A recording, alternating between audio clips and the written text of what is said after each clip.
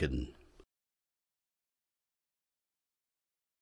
Abraham Lincoln, February 12, 1809 to April 15, 1865, was the 16th President of the United States of America.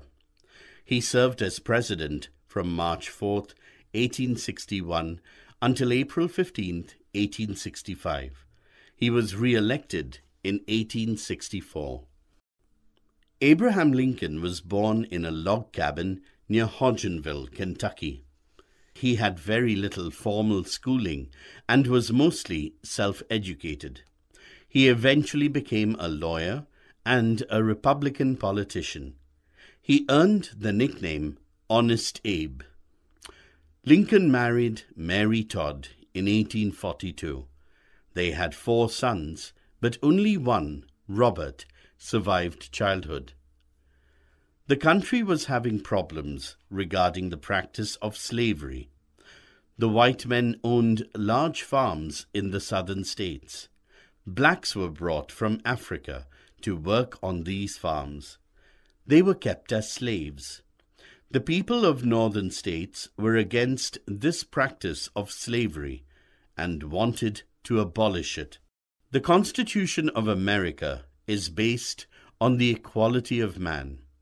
Therefore, there was no place for slavery in that country. Lincoln was elected president in November 1860. He wanted to solve the problem of slavery. During Lincoln's presidency, the southern states seceded from, left, the Union because they were against the abolition of slavery.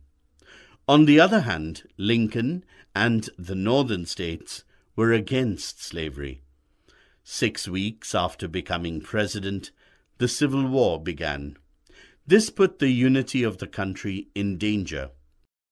In this war, the northern states, which stayed in the Union, fought the southern states, called the Confederacy. The southern states were prepared to form another country, but Abraham Lincoln wanted the states to be united. How did the Civil War put the unity of the country in danger? The Civil War lasted from 1861 until 1865. Abraham Lincoln faced many problems. He wanted to preserve the unity of the country at any cost. Finally, a civil war broke out between the northern and southern states. He fought the war bravely and declared, "A nation cannot exist half free and half slave." He won the war and kept the country united. On January 1, 1863, Lincoln issued the Emancipation Proclamation, which eventually led to the freeing of all slaves in the USA. During the Civil War, Lincoln gave many speeches, including the Gettysburg Address, November 1863, a short speech in which he stated how a country must be dedicated to human freedom in order to survive. Lincoln was re-elected president in 1864, defeating Democrat George B. McClellan. He was not against anybody and wanted everybody to live in peace. He made sincere efforts to heal the people's wounds caused by the war. In 1862, Lincoln declared that from then onwards, all slaves would be free. This made him very popular among the people. General Robert E. Lee from the Confederacy surrendered to General Ulysses S. Grant from the Union on April 9, 1865, effectively ending the Civil War.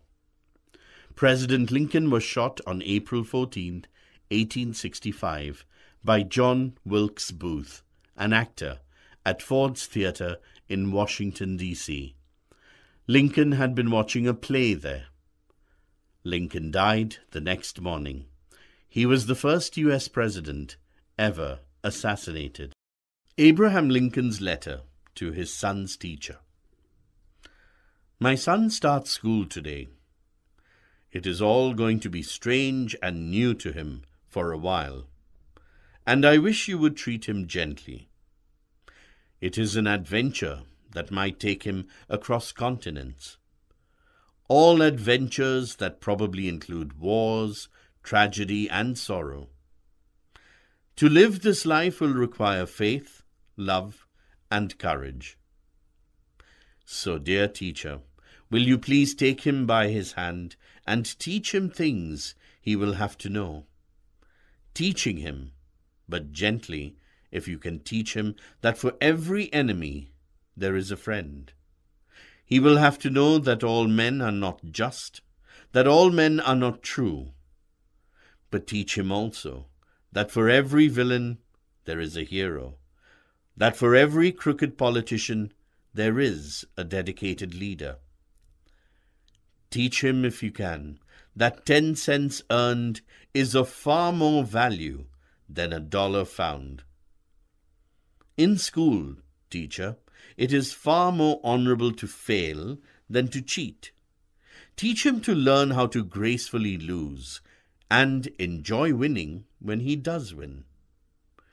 Teach him to be gentle with people, tough with tough people. Steer him away from envy if you can, and teach him the secret of quiet laughter. Teach him, if you can, how to laugh when he is sad. Teach him there is no shame in tears. Teach him there can be glory in failure and despair in success. Teach him to scoff at cynics. Teach him, if you can, the wonders of books, but also give time to ponder the extreme mystery of birds in the sky, bees in the sun, and flowers on a green hill. Teach him to have faith in his own ideas, even if everyone tells him they are wrong. Try to give my son the strength not to follow the crowd when everyone else is doing it.